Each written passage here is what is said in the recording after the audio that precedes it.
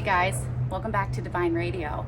I'm pretty excited today because I got Kamari here, and I have been telling you that I've been wanting to do more interviews. I enjoy kind of having those one-on-one conversations with people, and we were just having kind of our own little convo before, and I think it's going to segue in nicely to kind of the whole point of what I want. Well, the whole message that I want to help get across to people, you know.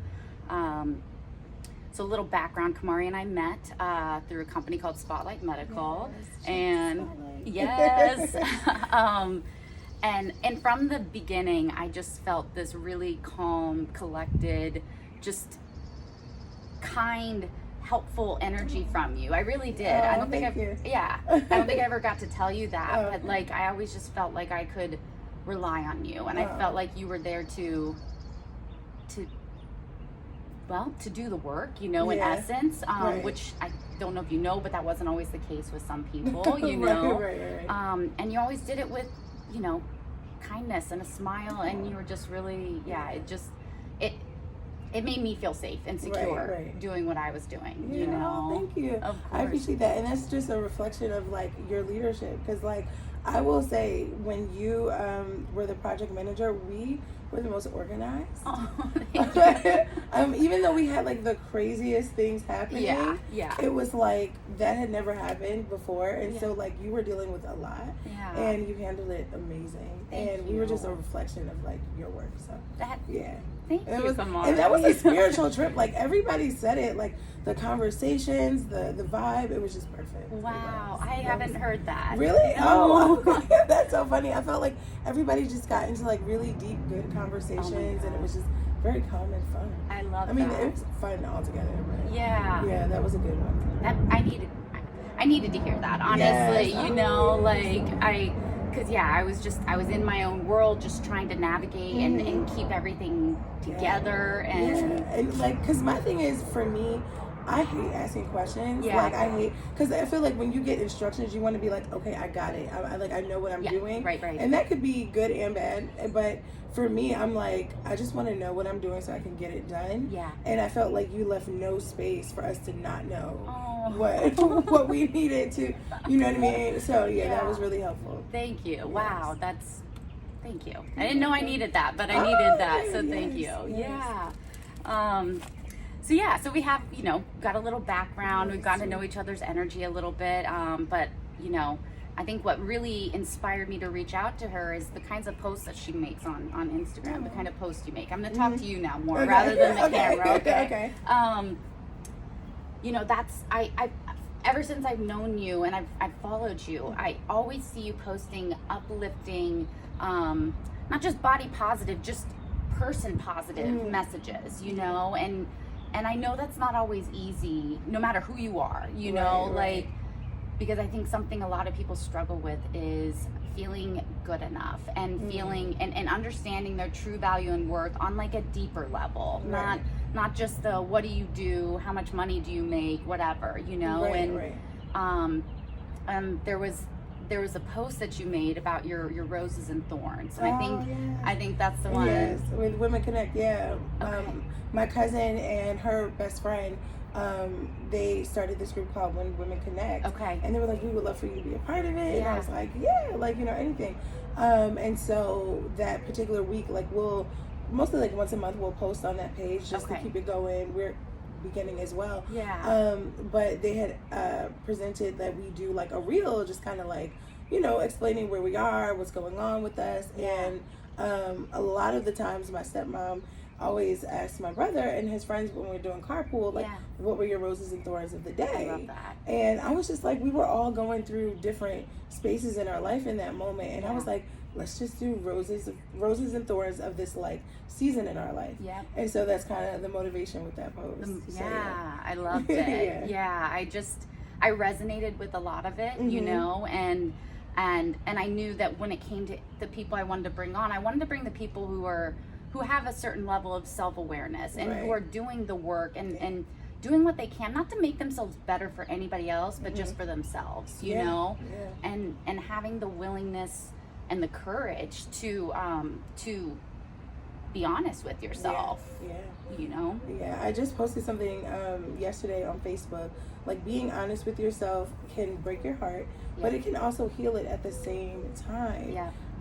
There's a lot of things that a lot of people can say about us or, you know, have opinions on, but like nobody can like hurt us the way we can. Exactly. Like, you know what I mean? Like, we see the real raw version of ourselves. Yes.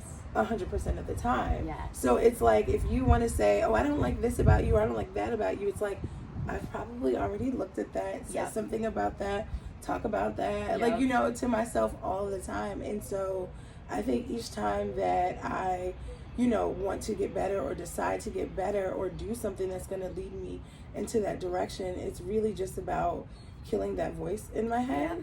Like, because there's like a checklist of things that I don't like, and then, you know, as I'm like falling in love with myself, like we were talking about earlier, now I have like more of a checklist of things that I do like and love about myself.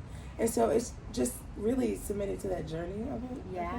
Yeah, exactly. So, submitting and surrendering to it, you know.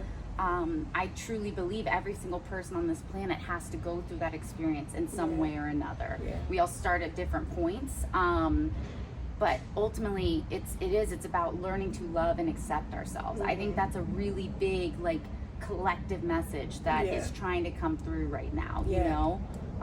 Embrace who you are for everything that you are, you know? Because we are all imperfectly perfect as we are. But that's not always easy to believe, you know? Because I feel like there are times where you can be like, I am living my best life. Like, I love my life. I love this week. I love this day. I love where I'm at.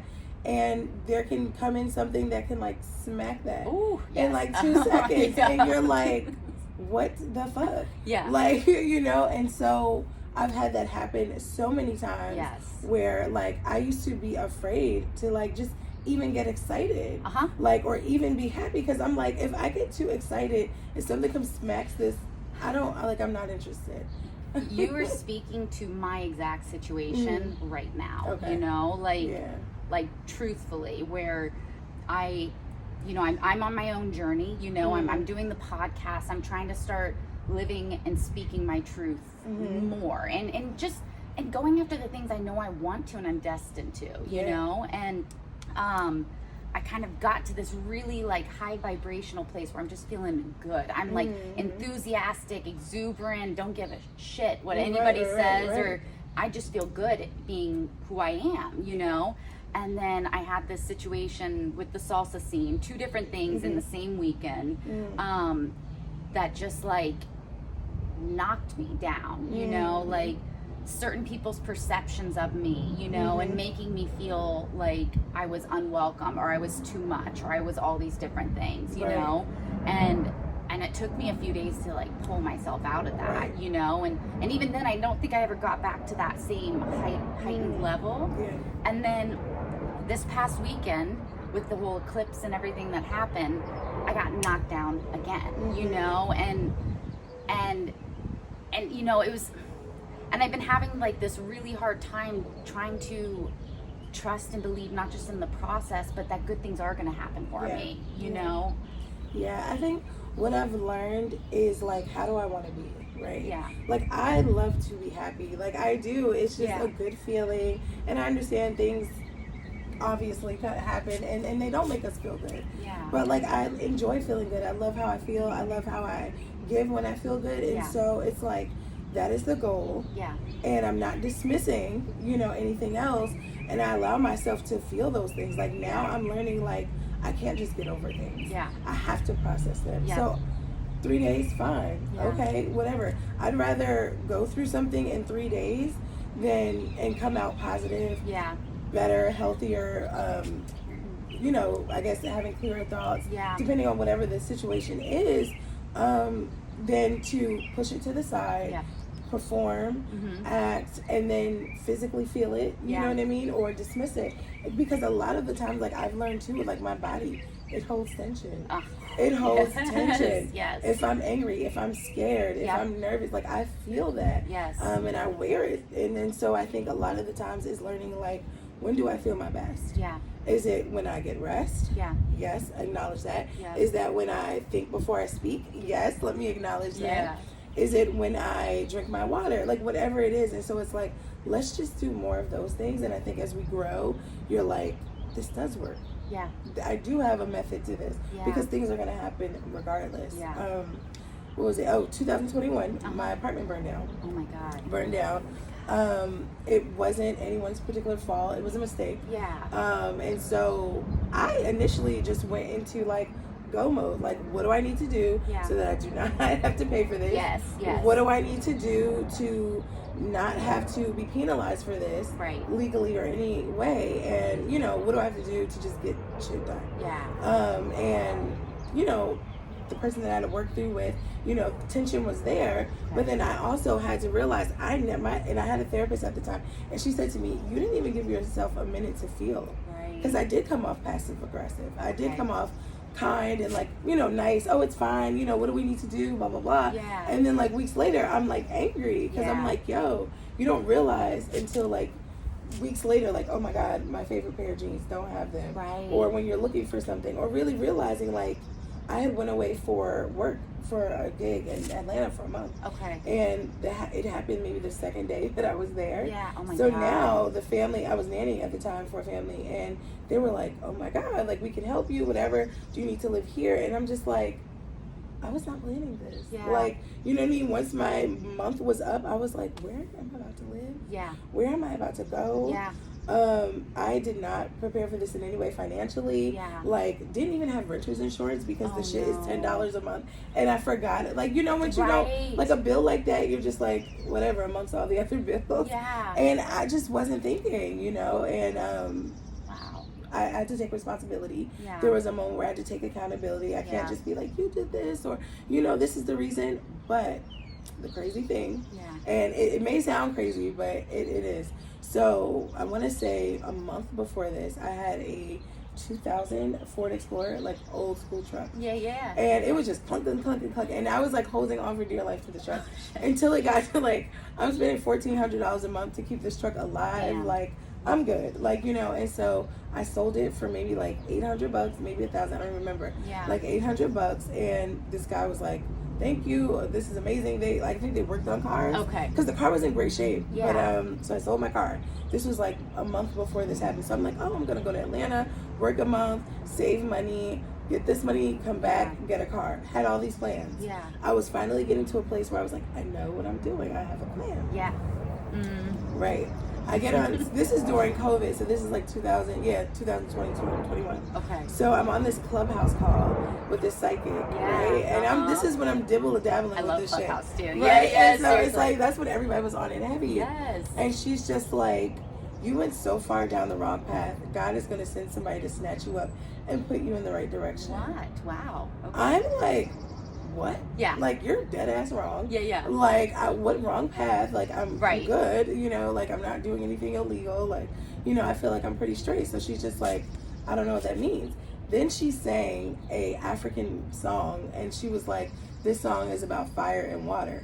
Okay. I'm like, now you're really throwing me for a loop. So I just dismissed it. Yeah. So I don't know if you ever heard of anything in Jersey, but we had literally the day before the fire happened, we had Hurricane Ida. Yes, okay. And like where the cars were like floating in the street, all that other shit. I remember. So that was the water, and then the next day was the fire. She had said this to me like a month before, and I was like, I have no idea what you're talking about. What? So when it happened, I was like, I didn't even think to go back to that. Yeah. It maybe like 3 or 4 weeks later, I'm like, oh my fucking God, that lady on the call. And I'm like, damn, I need to call her again. Like, what the fuck? Yeah. But that had happened. And then my stepmom who lives here, she's like, well, come to LA, figure it out. Like, this is like home for me. So she's like, come here and figure it out. And I'm like, I have no other choice. Yeah. It was like, go to New Jersey, try to figure it out, live with somebody. And I'm like, no, I don't want to do that. Right. This feels like home, but LA, you do have to have a car. I don't have a car. Yeah, right. Like, I didn't really love it the first time, but they always say you got to give it like a few years. Yeah. But, fast forward to that was like one of the loneliest years, but it was also one of the best years of my life. That's when I joined Spotlight. I thought it was a fake Facebook post when they were talking about not only just the money, the traveling. I'm like, this can't be real. It all sounded too good to be true. I swear, I know. That's all I gotta do. Yeah. You know, but like obviously 4 a.m., you know, there's work, but but it was one of the best times ever for me. Like I got to meet new people. I traveled to other parts of California. I really fell in love with myself because that's all I had. Like, you know, being amongst family, being all the things that I didn't get that I was complaining about living by myself was like, nobody tells me they love me. I want a hug. If you met my stepmom and my brother, you're going to get 1,000 hugs, 1,000 I love yous. And it was everything that I needed, but it was through that process of the fire. So I could still be like, oh my God, that fucking happened. Like, like there's certain things I'm like, you know, I come back to it because it's emotional. Of course. But like, I have to be grateful for the fire just as much as I want to be grateful for the good stuff. So that was a lot, but that was a perfect example of like, you know, embracing what smacks you that you have no control over. Absolutely. But like really seeing the silver lining later. Absolutely. Because I would have never met you. I would have never came here if any of that happened. So, absolutely. Yeah. No, that was a beautiful example. And I didn't know you'd gone through all that, but you know, rejection is redirection or protection, you know, and I know that's not necessarily a rejection, but and maybe the better way of putting this is that God, the higher power source, whatever it is you believe in, sends these things your way to take you out of your comfort zone, to help put you more in the path of what you are, the path you're supposed to head down, you know, like,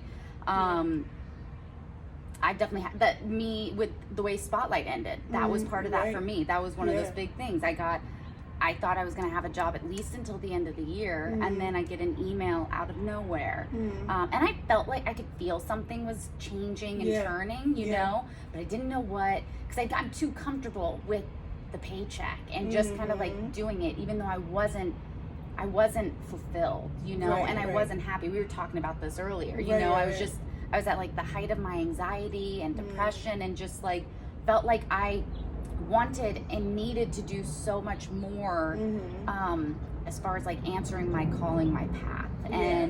But Spotlight was a cushy situation, you know, like the security, the steady paycheck, which is not something I've been used to because I've always been an independent contractor, you know. And even though I wasn't happy, and it was starting to come out like visually to other people, you know, like my anger, frustration, all those things, I still wasn't ready to like walk away, you know. And so then out of nowhere I get an email saying, hey, look, we don't really have anything else coming up for you to, you know, project manage, but so we'll pay you for the next your weekly payment for the next 2 weeks, and then, you know, if something comes up, we'll let you know. And and I was not prepared for that. Now, obviously a different situation from what you went through, but it was still like I'd already stepped away from TV and film. I'd stepped away from so many different industries that just weren't fulfilling me. And then to have that, and then to not know what the hell I was gonna do, you know, it was really scary, and it shook me down for quite a while, you know, and but then I started to see it for what the blessing it really was, you know, that even though it was upsetting and frustrating in the moment because I was scared, you know, because I'd got into my own apartment, and you know, the rent was not cheap, you know, and I'm like, okay, I don't know how I'm going to keep paying for this. Like this is, you know, and I just literally like a week or so before I just gotten a new car, and the payment on it was just, it's still obscene for what it is, you know, and just like, I kind of started like building my lifestyle around this income source, thinking that this was gonna not last forever, but like that it would keep going, you know. For sure. And then I just started feeling like I've already stepped away from all these other industries that don't fulfill me, you know, or these jobs. Just one more step, one more. Exactly, one more hill, and it was pushing me to start going out on my own in some way, because I've known before I even moved to LA that was not only the goal but what I was meant to do, you know. I was meant to be the creator of my own world, my own reality, in the sense of like the podcast, my own personal film projects, my all these different things, you know. But had that not happened, I would probably still be relying on someone else, someone else's job, feeling unfulfilled, feeling unhappy to survive, you know.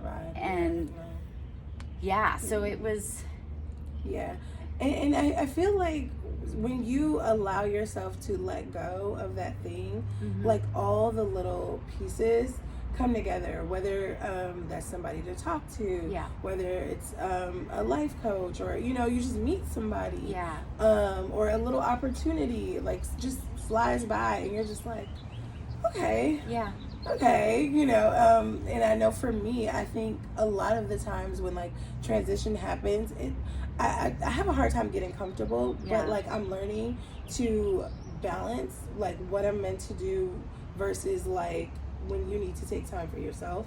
And so that for me right now is like, I love my apartment, my new one that I have now in Chicago.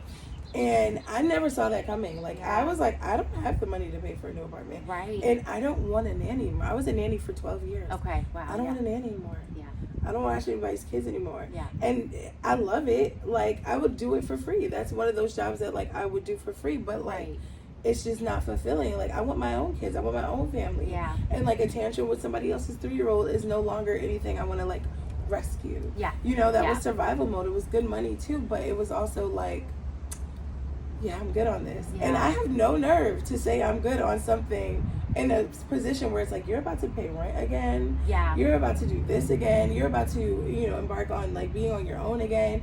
And I'm like, I'm not doing it. And there was a moment for like maybe a year, I was like, all right, I'm gonna take this one family and I'm gonna be done. And you know, and I did it, and it was literally a pull on the heart. Like if it was not a pull on the heart, I would have been like, I'm good. Because one, it wasn't even just their situation, because that was like something you'd be like, as a nanny of 12 years, you'd be like, no, I'm good. Like, but it was one of the things where like I knew that this was gonna be a gig that like it required me. It was gonna change me. It was gonna change this kid. And it was gonna change this family around. I get a little teary eyed about it because my first like week, like it was horrible. I was like, oh my god. Like complaining to my friends, like I can't do this. And like now it's like, oh my god, what's he doing? Like, you know, I hit up the mom and like bought birthday gifts and different things, and I've done that in the past, but this one was particularly hard. But it was like, it was a perfect exit. Because the things had changed around. I knew that this was like, my heart was still there. I love children. It's nothing to do with like, I don't like kids anymore. It was all just like, I am growing and evolving to being who I am as a person. And while I feel like I still have a chance at it, I'm gonna do it. And so I did branch out on my own. Then another situation happened. I took another job. Knew it wasn't for me. I'm just like, that security, you get scared. I know. It'll make you do. And when people are in need, they paint things very pretty to where it's like, oh, this is and I get into the job. 2 weeks, I get fired. 2 weeks, so you're already planning. I've bought clothes for this job. And it was literally one of those jobs where like, okay, I have to dress up every day. I have to wear makeup multiple times a week. I have to show up, be social. And I thought these were all the things that I wanted. So I'm like, oh, this job is going to be the gateway to me being social and doing things. And God was like, no. 2 weeks late, I wasn't even 2 weeks in, and I felt the vibe, and I was like, I am nobody to want to fit in. Like if I feel like you guys don't like me, or I feel like I'm like scratching like a dog, that's not my scene. That's not my scene. And so I felt like, you know, I was complaining more than I was grateful. And I was like, in my prayer, I was like, God, like I don't want to be not grateful for this opportunity, but I feel like it's just not me. And he's like, it's not. It was not.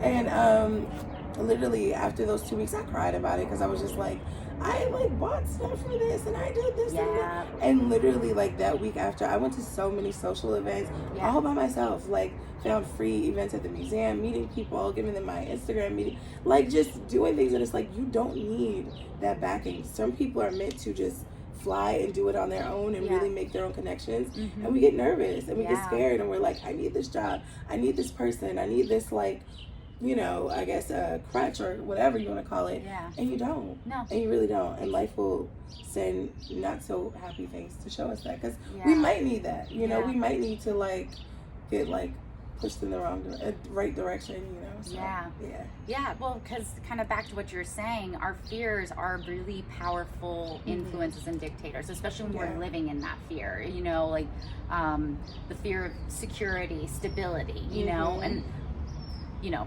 it will, like you said, it'll make you paint a prettier picture than what it is. It'll make you see things through those rose-colored glasses and not really check in with yourself. Like, is this aligned with me? Is this not just supporting me financially, whatever, but is this supporting, like, my heart, my soul, my direction? Do I feel a connection with these people? Do I feel safe, secure, valued, you know? I wanted to get my nose pierced, and I got it last week. But had I taken that job, it was just neglecting, like, all the things. Like, as simple as this was, it was something I just wanted. And I like it on my face. But I wouldn't, thank you. And I wouldn't have been able to do that. Like, just something as little as that. Something as little as, like, I do, like, social media management on the side. I love the clients that I have. And it calls for midday meetings. It calls for, like, weekends. Sometimes I get to be on site and take pictures and do things. But, like, I can't do that if I'm in this 9 to 5 and trying to fit it. You miss out on opportunities. Or, like, hey, Kamari, can you come to California and do... I would have never been able to do this. It would have... So I just look at it as, like, what's meant for me will always be mine, but it'll always redirect me too. Like, we'll always be redirected to what is meant for us, because we will push ourselves off track. Absolutely. And I think that's part of the human experience, and it's also part of the soul's journey of kind of finding your true authenticity and embracing it and stepping into that. And by that, I mean, listening to what lights you up, what makes you feel good, you know, like not trying to fit into someone else's idea or ideal and facade, you know, like I've never been a 9 to 5er either. Like, I'm not even an office person, okay? Like, I don't really like meetings. I don't really like any of that stuff, you know? I know there will be, it's a necessary part of some of the process, but as far as, like, sitting in an office all day and having regularly scheduled meetings about that, really you get, like, nothing accomplished in. You have a meeting just to have the meeting, you know? I actually did that when I was working on a couple of reality shows. I was an associate producer, and it was like the first time where I was in that environment, you know. I was excited because it was like they were my first producing jobs officially, and then I kind of saw it for what it was, and I was just no, it's okay. I was just super just unhappy, miserable, and then, like, just being just the energy of it was just not right. It wasn't there. That happens often, and I feel like it's just little forcers, or I guess little reminders of, like, do what you're called to do. Do what you want to do. And I'm big on, like, you only get one life, like, that we know of. I don't know if I'm going to come back as Jersey. I'm going to come back as a frog or whatever. Like, I have no idea. I've never met anybody that's like, I came back from the dead and it was like, you get another life. You know, I don't know. And so I feel like what I can fit into this one, I'm going to do it. Absolutely. And it would be scary to not know if I did it. You know, I did not want my license. I love driving. Like, one of the things that make me happy is, like, listening to music with my phone on Do Not Disturb and, like, just rocking out driving. I did not want my license. I was so comfortable in, like, the town I grew up in. I was like, oh, I can catch the bus to New York City. I can go here. I don't need to leave. I was so content. And then once I allowed myself to not be afraid, but to explore, to try and get my license, is one of the most liberating feelings ever. Like, freedom. To get up and go when you want to. That's beautiful. And so I was gonna rob myself of that. And so just always having that little voice, or having that side of you that's like, no. Do even if you think about it, try it. You know, like, for me, I'll try anything once. There's certain things I'll say I'll never do again. Like, I don't foresee myself parasailing again. Okay, but you tried it. I tried it once. I went with my friend, and I was like freaking out. I was like, I'm sorry if I ruined this for you. I was like, I want to get down. I want to get down. I want to get down. I want to get down. It was just too much trust for other people and other things. It was like, I trust God, but I don't want to have to trust him this much. Yeah. Like, it was just like, for me, I was just like, no. Yeah. But I did it. You know, I allowed myself to do it. And I want to continue being that way. Like, absolutely. Trying things once and just betting on myself and just being like, if I fall, it's okay. Yeah. I fell. Yeah, exactly. Right? I love that. Yeah. Mm-hmm. Yeah.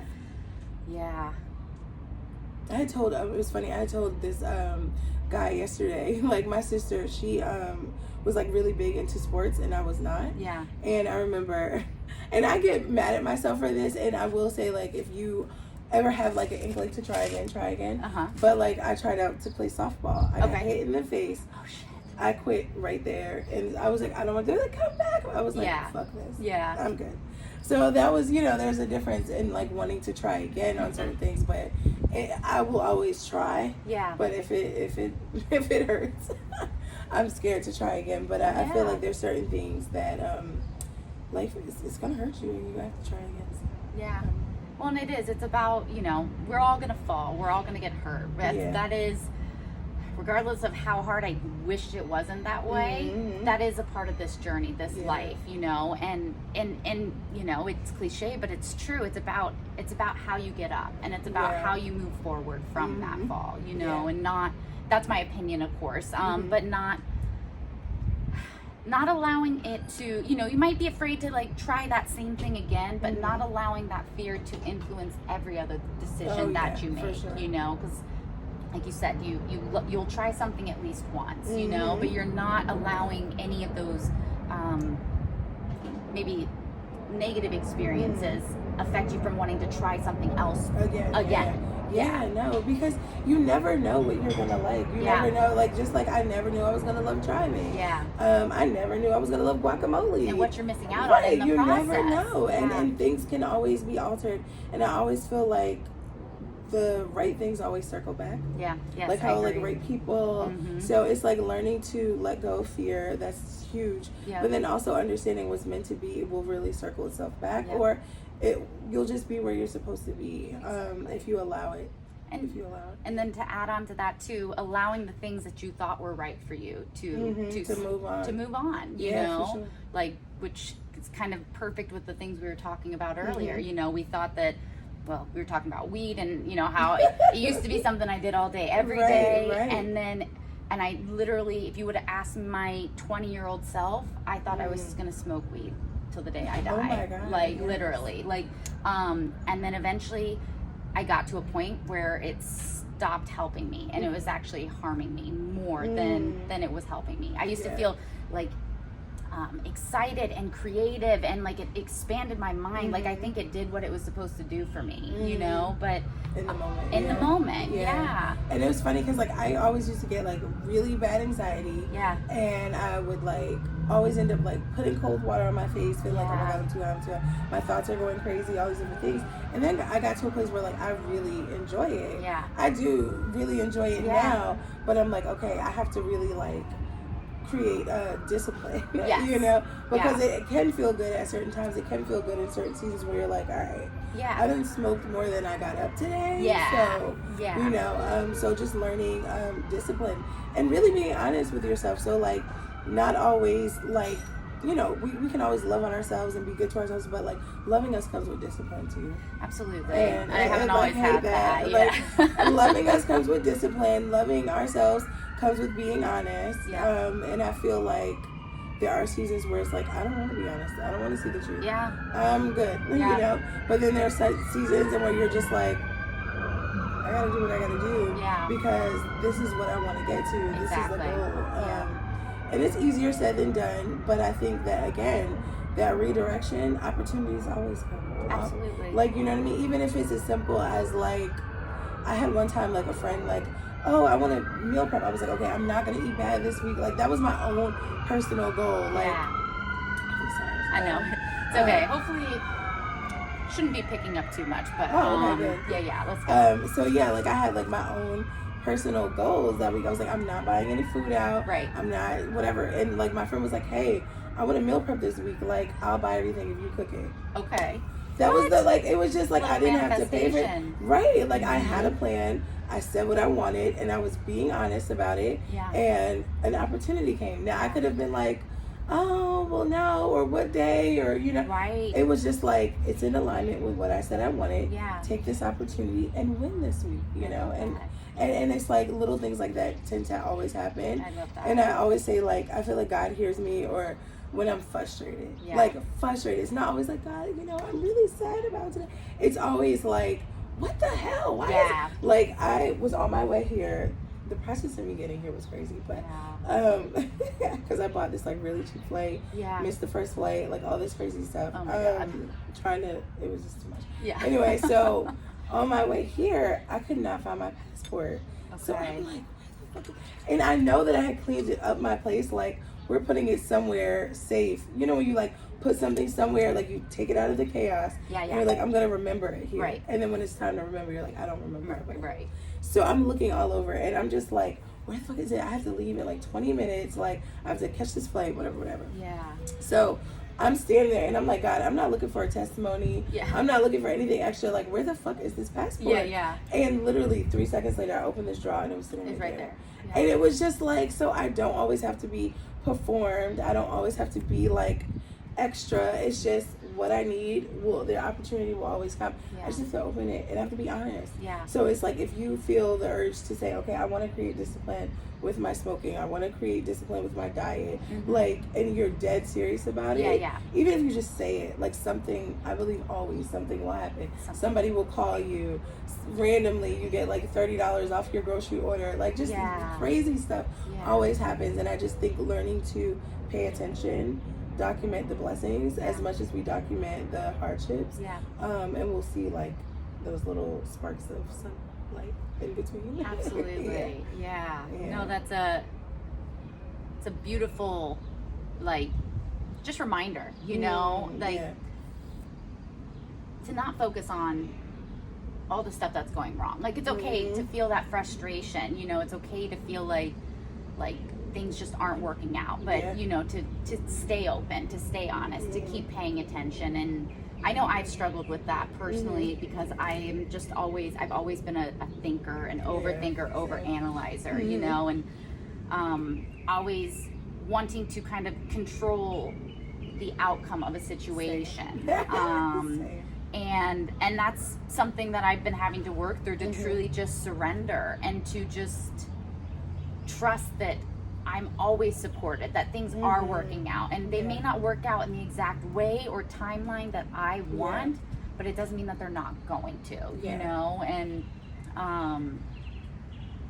and kind of just to touch a little bit on the frustration thing, I've had those kinds of moments too, where I was just first year in LA, I was working in TV and film, and for a long while I was just, people would just call me about jobs. I didn't have to worry about anything, you know, and then I got through this period, and it was pretty consistent, you know. I might have like a few days off, and then boom, phone call, job, you know, starting in a day.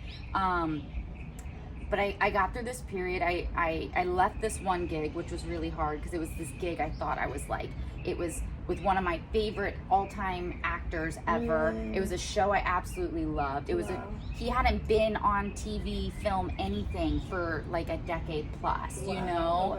And it was also kind of in the art department, which I was wanting to move more into that area. And anyways, the girl who brought me in, there were so many red flags, kind of like what we were talking about earlier, so many red flags that I was ignoring, you know, and because I was more focused on the job itself, the position itself, and I'm trying to remember where I was going with that.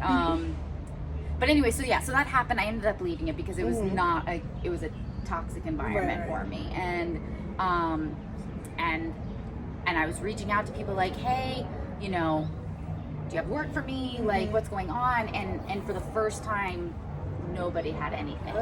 And I'm just like starting to freak out because I didn't have any savings. I wasn't making that much anyways from the previous work to be able. I was making enough to survive, basically. You know, not enough to like save and do anything with.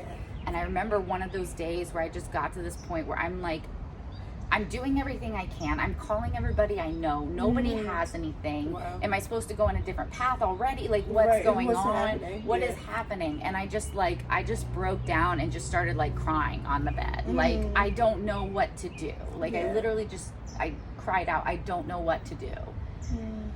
And then like 10 minutes later, someone calls me with a job, you know, and then that actually led me to working literally nonstop up until I finally decided to step away from TV and film for a while. Yeah, it's like that surrendering, like we were talking about, like when you have a moment of like honest surrender, like I can't, I give up, I don't want control, or I lose my control from this, like it allows, like it's almost as if like you finally open the door for something to come in, because like our thoughts, our ideas, our wanting control is almost like pushing the door, and we're not realizing we just need to like just step back and let like go. And just let go, and then you know things can and allow themselves to come in. And I can be a control freak too. I think you know, trauma, life, I'm the oldest sibling, you know what I'm saying, so it's like by design, I feel like I came here to, you know, tell people what to do, put them in line. Absolutely. You know, but there's some times where it's just like, girl, no, you don't. Yeah. You can just sit back. You can just allow life, or not even just other people, but there's so many times that like I'm doing too much for myself. Yes. Like I'm trying to work 10 jobs in 1 week. Like, girl, no. Like you're gonna pass out, and then what? Then you can't. You're no good. You know, to yourself or to anybody.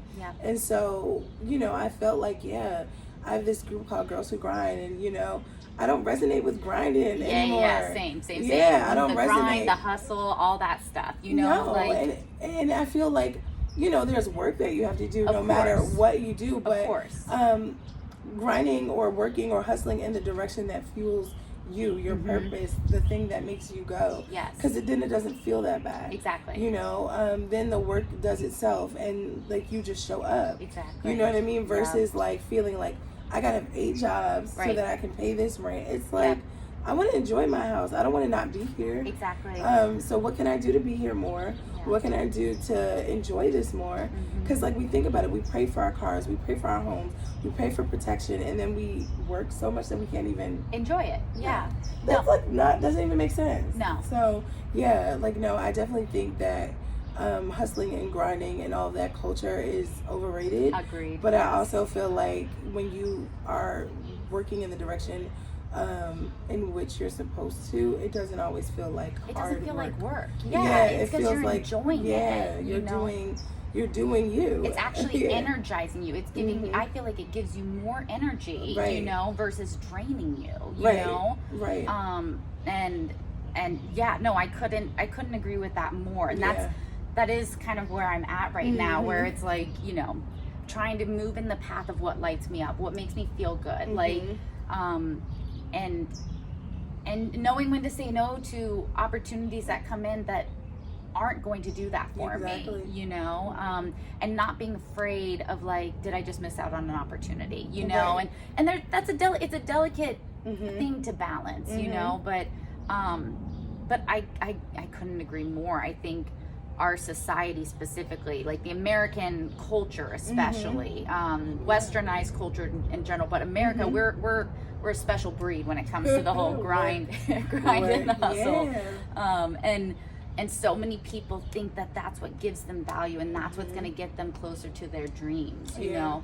But if anything, it takes them further away, I think, a lot of times. And I think, you know, as you learn to define what success is for you, then that also motivates, you know, your grind or your hustle. Because sometimes you feel like, oh, success is having this nice car. It's having this huge house. It's like, well, in this season, I just want a really cozy space. I want a new bed. I want and being able to like say I paid for this new bed by myself can be success. And sometimes all those bigger things and those bigger goals are like totally not where life is taking you and where you even really want to go. Well, exactly, because I think again, back to, I don't know if we were talking about this before in our preview before we started filming, but you know, society, our country, this world, whatever culture, whatever you want to associate it to, has made us believe in one idea or ideal of what maybe success is, or what beauty is, or what anything, you know. And let me try and figure out how to word this. But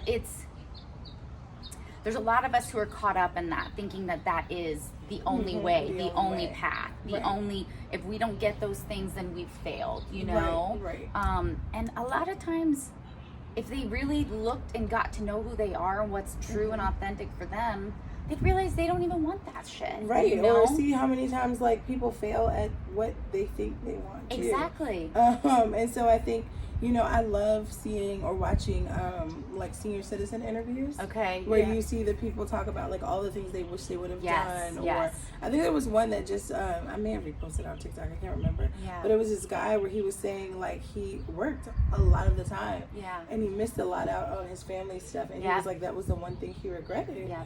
And you know, it's just like, damn, you know, you miss out on your kids' special moments. Yeah. You create trauma for them later. Yeah. Because they're like, oh, my parent had to work more than they showed up. It's like all those little things matter. And so I think really learning to understand what it is that you want and being okay if that doesn't look like what the world says you should want. Yeah. And being okay with the time that it takes as well. Yes. Because like everything you want can shift. Absolutely. As you explore more, as you learn more, as you meet new people. Yeah.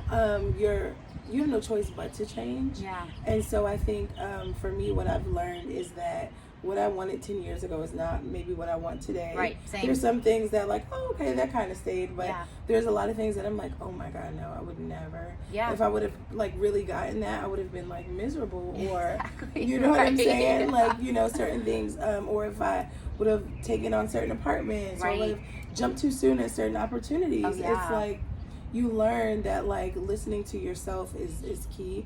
Listening to yourself needs to trump any other voice. Absolutely. And learning to just be okay with what it tells you, even if it tells you to like move on from a different direction from what you think you need to go in. Absolutely. And I feel like again with the whole redirection, like you will always get where you're supposed to be. Yeah, I agree. No, I agree. And I think I needed to hear that in some essence because of where I'm at right now, you know. But you'll always get there, especially if you know that you're consciously trying to do the work to be there, you know? And God, surrender, that word is just gonna, I think that's like my big message and lesson for my current situation. Because what you want also wants you. That's another phrase that I've heard before. Like what you desire also wants you too. What you're seeking is seeking you too. You know, and little hummingbird. Right. I love it. Chirping. I love them. They're like right. Yeah, that's it. Confirmation. Confirmation. You know, love that. Yeah, what you seek is seeking you too. You know, and if you know that that is what lights you up, what's in your heart to do, you just have to trust that it's going to come through one way or another, you know, and keep doing what you can, keep listening to your inner voice, keep listening to yourself, because ultimately you are the only person who knows what you truly want and what's right for you. Nobody outside of you can give you that answer. Like they may be able to help guide you, drop some seeds that help you, but ultimately, you know, it comes back to you being able to hear it, process it, embody it, and just trust, you know? Yeah, for sure. I think also one of the biggest things that I never thought that I would be open to was like astrology and stuff. Yes. Ooh, we haven't even gotten on that kind of stuff.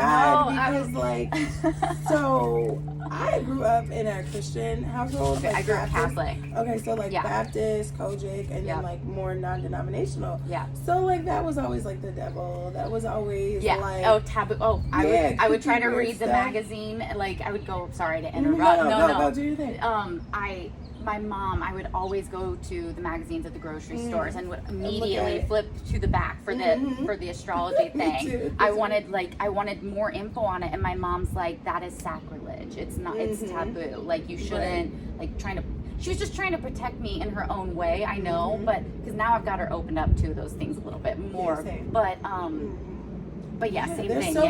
There's so much in it, and I feel like you know, if you get your birth chart and all those different things, and really break it down to where it's not just like, oh, I'm a Cancer, so I'm like this is that. Yeah. And like really learning. And one of the biggest ones for me was like the Chiron. I don't know, that's like your wound or something the like wounded that. healer. Yeah, and so mine was in Cancer, which everybody was like, that is the worst to have. Like, it's the saddest one, and you walk around with the sadness, but it was connected to a mother wound.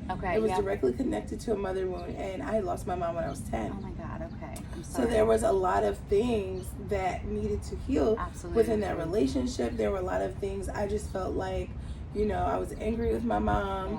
I didn't know who she was. You know, I had feelings of just like, not only just abandonment at that time years ago, but like as an adult, I really grieved with the fact that like, even if I wanted to know more about me, how was I as a little kid? What did I listen to? What did I like?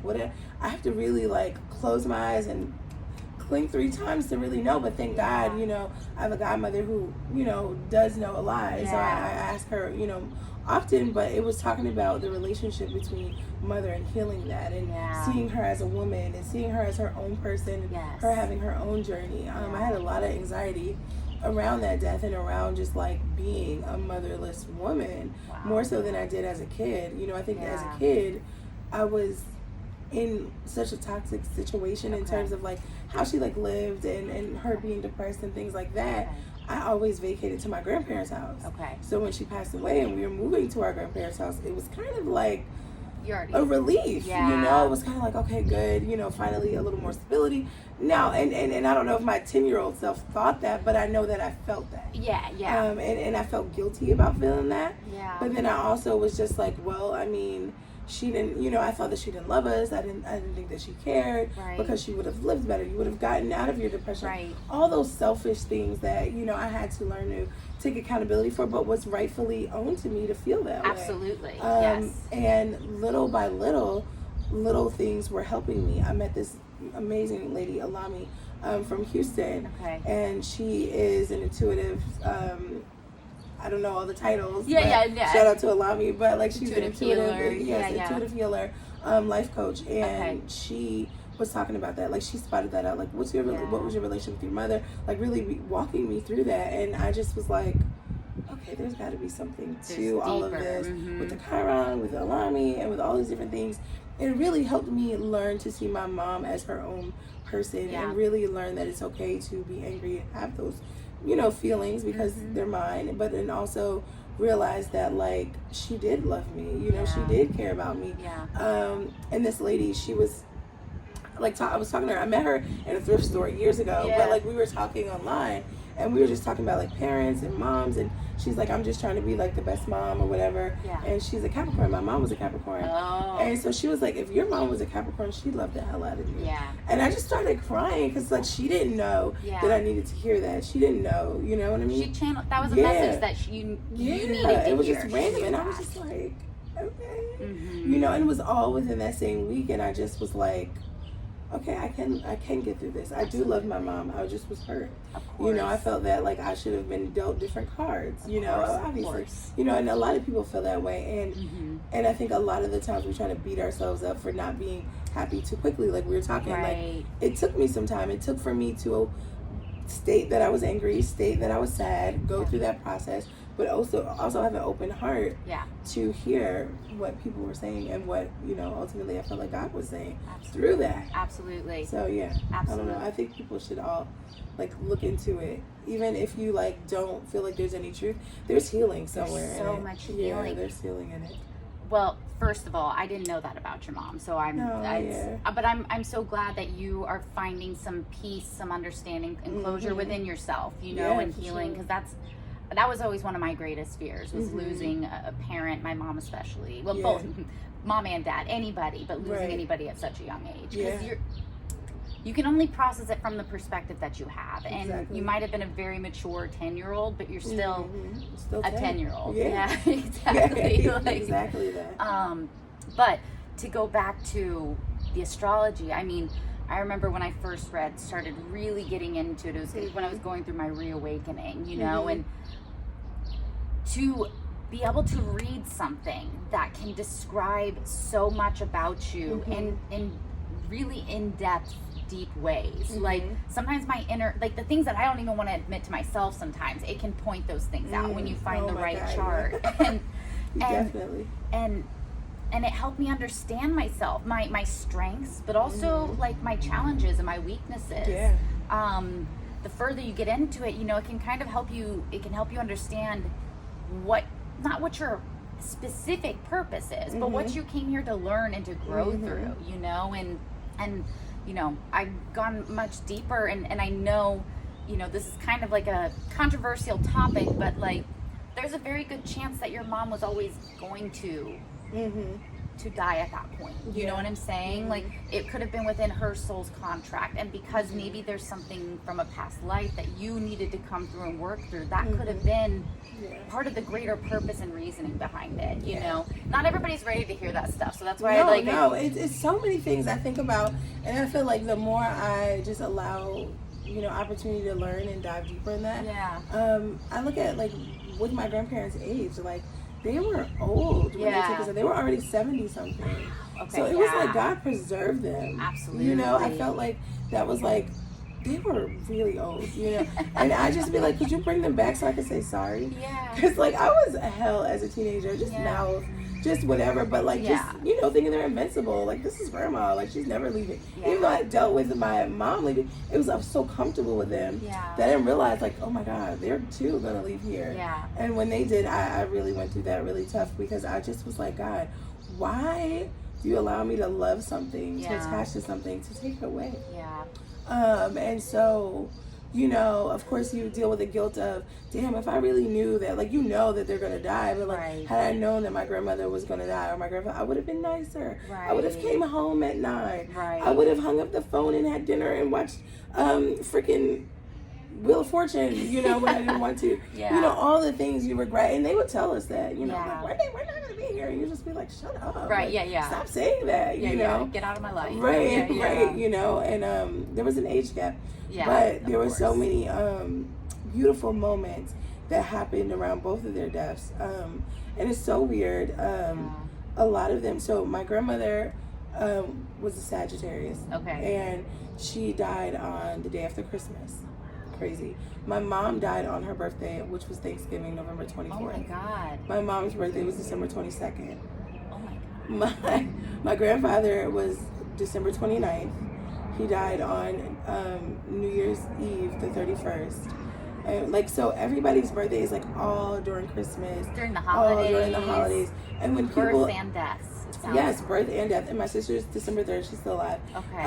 And my uncle, who just passed away last April, he lived with us, but he was born in November. So I was the only July baby, like the only like sunshine, and they're like, you know how that can be sometimes. But the beautiful thing about it is like their passing doesn't bring me like sadness all the time during the holidays, because like my grandmother loved holidays. Like she dressed up for Halloween. She loved Christmas. Like our house was always so filled with like Christmas, and it was everybody's birthday. So it was always a celebration. And so for me, it doesn't always bring a time of sadness. It also brings like, just like, okay, I'm gonna decorate the house, or I'm gonna listen to music that reminds me of them. Like I don't always feel sad. And I think what I was trying to say was just that, you know, even with their deaths came beautiful moments. Like me and my grandmother, we had a moment of like transparency before she died. And she's like, I always thought you didn't like me. And I'm like, what? Like, grandma, I was 17 and you like didn't let us do nothing. Like, you know, of course, like we were not allowed to have sleepovers, company. So I just thought like they were lame, and I just let them know it. And I didn't see anything past that, you know, or being disrespectful, you know, certain things. Like I knew I had a mouth, but I didn't think it impacted her as much as it did. And so her letting me know that was like an opportunity for me to like really like be like, no, I am completely sorry. I've always loved you, never not loved you. In little moments, like that was a gift. And so even though, you know, death is inevitable and those things happen, but there are beautiful moments that can come that are like transformational. So to help you heal too. Absolutely. So, wow. Guess I just want to give that a moment, just let that sit a little bit, you know. Yeah, it's inevitable, and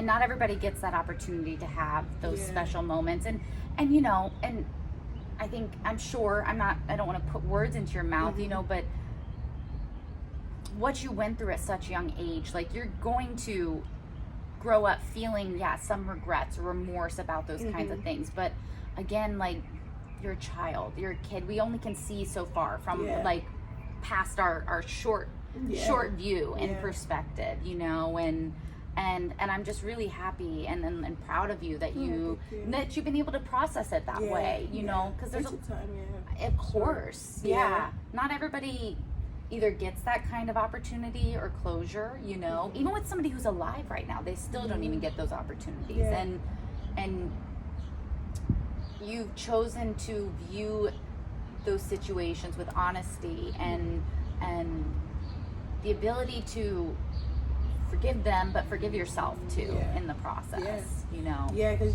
I did spend a lot of time like beating myself up about that, you know.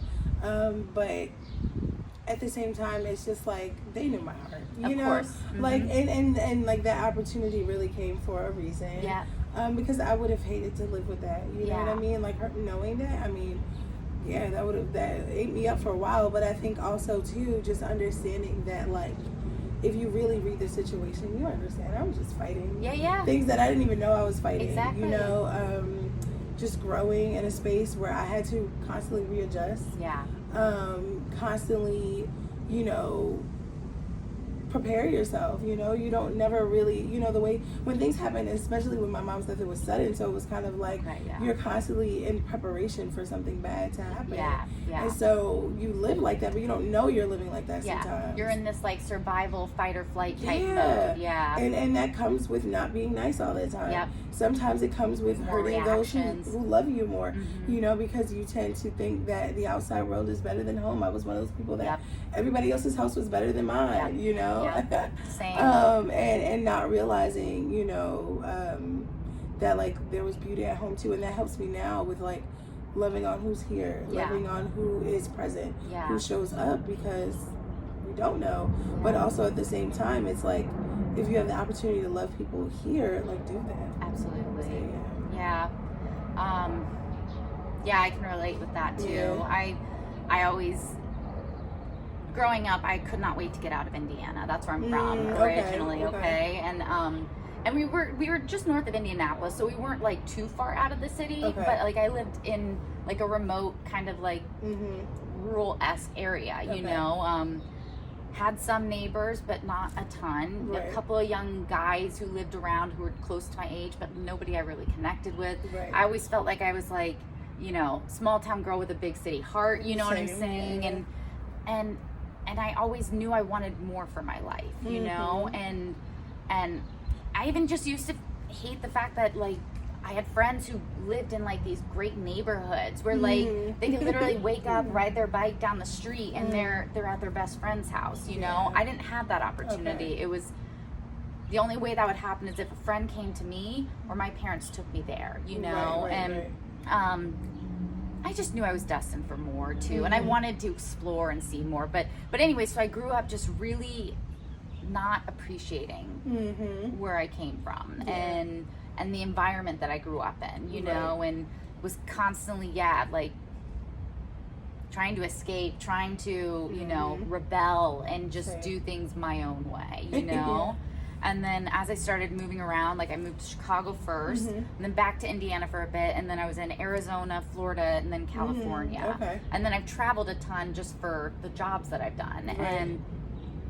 And it's from all those different experiences where I was really able to be like, wow, that was pretty fucking good, actually. Like I missed that peace and quiet. I missed that space. Like, I'm so grateful that I grew up with parents and a community that actually felt like a community, you know. Neighbors looking out for you, neighbors knowing your name, saying hi. Like it was a true community. And especially out here in LA, I think, you know, depending on where you live, it can be hard to find that, you know. I grew up in this town called Montclair, New Jersey. It's a small town, very like my mom went to the same high school. My grandfather grew up there. And so it was like one of those towns like everybody knows everybody, you know, everybody's family, or they're like, they've just been in the same town for like 50, 60 years. That's how where I grew up was. And so I love that. Like, oh my God, like I dream of like having children and growing up in like, you know, spaces like that. Yeah. But you take it for granted in the moment because you're just always thinking that like, you know, sometimes better is other places. Right. Yep. But it's learning, you know. Yeah. I was watching this guy literally this morning. He was talking about his daughter. It was Gilly, and he was doing this interview with Alicia Keys, and he was saying his daughter had moved out and like 3 months later moved back in. Right. And it's like sometimes life is like that. You do have to kind of like follow that crazy path that like you think that is okay. I remember one time I wanted to like bow out eyebrows and shave half my eyebrows off. And it looked stupid. And my grandmother was like, "Leave your damn face alone." Yeah. And I was like, "No, I want this." And girl, I had no eyebrows for like 6 months. So it was just funny, but it's just like we do have to kind of like explore, bump our heads, and we'll be like, you know what, this wasn't so bad. It wasn't so bad. Yeah, it was. Yeah. It was pretty great in many cases sometimes too. You know. Oh yeah, please. I just want to make sure that okay. Oh, you good on time? Yeah. No, this girl. Okay, we're good. Yeah, and we'll use this kind of as like a little break moment too. Okay. This has been good. It's been so good. Yeah. I'm excited.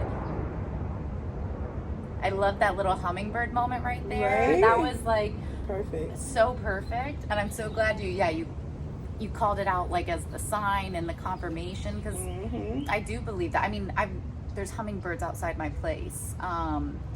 And then they always kind of pop up and pop in right at those like special moments of like, you know. I'm just gonna take like 3 pulls and some water and get it. Yep. Get it. I'm actually just for this. I'm just don't, you know. Absolutely. Yeah. No.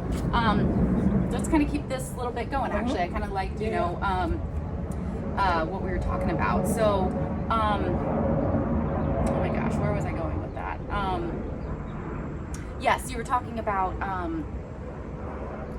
Well, we were talking about how, you know, by sharing your story, especially like the highs, the lows, the struggles, what you've had to like overcome and work through, how that's actually more powerful and has the ability to inspire somebody else, you know, because in essence they can maybe see themselves within you and feel a little bit more courage to do that, you know. And go ahead. Well, go ahead. Yeah. No, I was gonna say that's one of the things I love about social media. Yeah. Because we do have, I mean, obviously you do have to dig sometimes, but most of the time there's some beautiful content, some beautiful influencers, beautiful creators out there who do share their story. Yes. Whether that's, you know, with, you know, whatever they're going through, you know, family stuff, grieving, weight loss, divorce, I don't even know, like, you know, just anything you could go through, you know, somebody has went through it and they share their story, they share the positive. And so that's one of the things I love about social media, because I too get inspired by hearing other people, and so that helps me share or be willing to share more. Exactly. It gives you that little bit more, that courage again to just to share your story, because even though somebody else out there might have had a similar experience, it's still different, and you're gonna have a unique perspective of what you went through and how you went through it. You know, and I think the other point you'd made, I think right before filming or maybe right when I turned it on, was that, you know, I think one of the reasons I feel called to share is for that reason, because the way I present myself, most people would not have a clue about what I have had to go through, what I have had to overcome, and what my truth really is, you know, because I've put on this mask, as we all do at different points, you know, of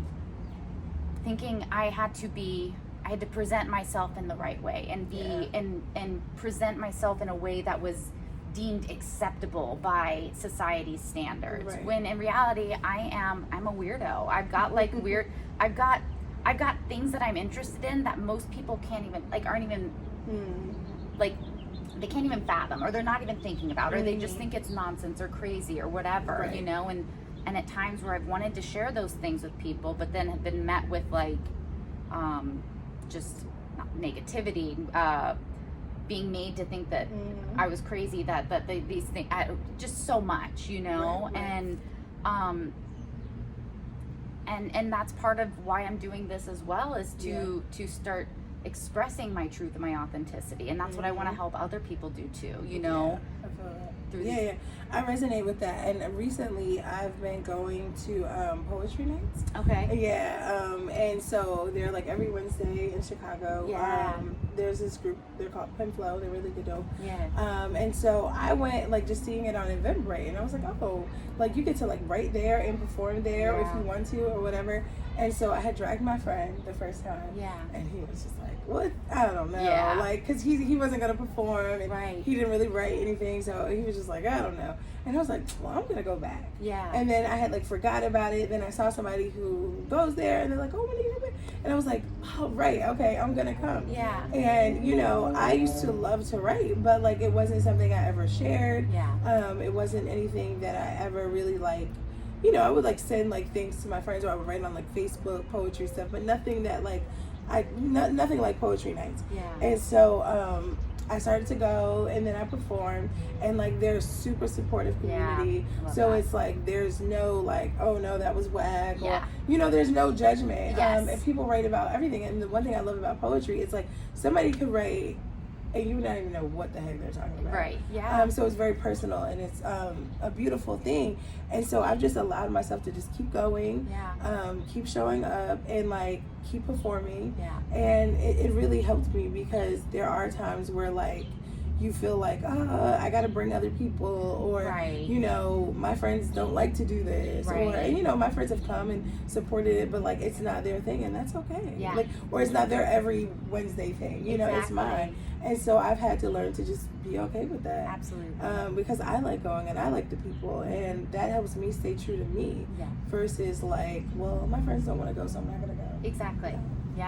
No, I think that's a really powerful, important lesson that we all need to embrace more and more, you know, because again, you never know what you're going to be missing out on. You never know what gift or healing or just feeling that you're going to miss out on, because you're too afraid of what other people are going to think, you know, and because your friends maybe are all into a certain scene doesn't make what you want to do any less important, valuable, or cool, or whatever, you know. And then you're met with the opportunity to meet with people who like this, some of the things that you like, or like the things that are different about you, you know, and still be able to keep that kind of like flow to your life. Like, okay, well, you know what? I have my Tuesday night book club, and I hang out with my girlfriends on Thursday who don't want to go to book club, like, you know, because there's things that like I'm not into that like my friends are into. So that's fun.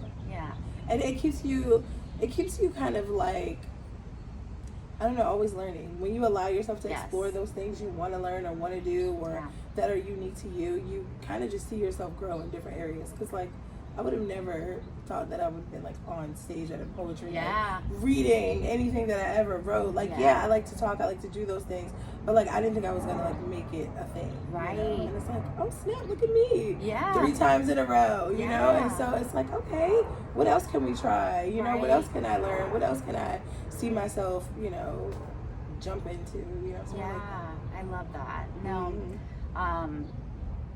that's honestly, you're inspiring me. Now I'm like, maybe I should get into a poetry session. You know, like, no, it's really fun. Just really like, is. Just because I feel like that's something I've been not struggling with, but just like recognizing that I'm having issues finding people who really I do connect with on that like kind of creative, deeper, soulful level. You know, and I know it's all a part of my journey, and I know that I'm letting go of the people and places that aren't for me, and that's going to open up more space for it, you know, and allow those kinds of people in. But yeah, I mean, I think like the biggest moral of our entire conversation, the moral of the story is just like, do what your heart, do what makes you feel good, do what lights you up, be authentically you. And that's not always easy to find in the world that's telling you this is how you should be, you know, and trust yourself and not be afraid to step off course in what you've been made to believe is the right path, you know, and and trust that even if it feels chaotic or confusing or discombobulating or whatever, it's taking you on the path that is meant for you. Right. And ultimately where you want to go. And where you want to go. Where you want to go. Because there's been so many times where, like, I'll go somewhere and I'm like, damn, I didn't even pray for this, but like, I needed this and I wanted this. Like, you know, just traveling or seeing different things, you know, just meeting new people. You're like, damn, I'm so glad I know this person. Like, what would have happened if I just chose to not listen to myself? Absolutely. You know, and so there's so many beautiful things ahead. And so I think that for everyone is to really just tap into what you want and like go for that. Absolutely. And like not be afraid, like do it afraid. Shit. Yeah. Okay. Like, you know, because there's things where like, yeah, of course you're going to be afraid. We can get on a flight and be afraid, but like we still want to go to vacation. Yeah. We still want to go to where we're trying to get to. So it's just like, yeah, it's okay. Yeah. Yeah. Exactly. Embrace fear, I guess. Embrace it. Yeah. Embrace it. See any challenges as an opportunity to learn and to grow and to just find more strength and love within yourself, you know. At least that's the message I've been getting a lot lately, you know, is that. But and the support will come. Like, I feel like we were talking about earlier, like the support will really come. And like with astrology, I don't know if you've heard of this, but my friend, she showed me this thing where like you can see based off of your birth chart, like what cities, what countries. Yes, the astrographs, I think. Yes. So that was really good for me to know because I love New Jersey because it's home. Yeah. But they're like, you don't thrive there. You don't thrive there. And it's like, I can see that. Yeah. Like I get by. You know? Yeah.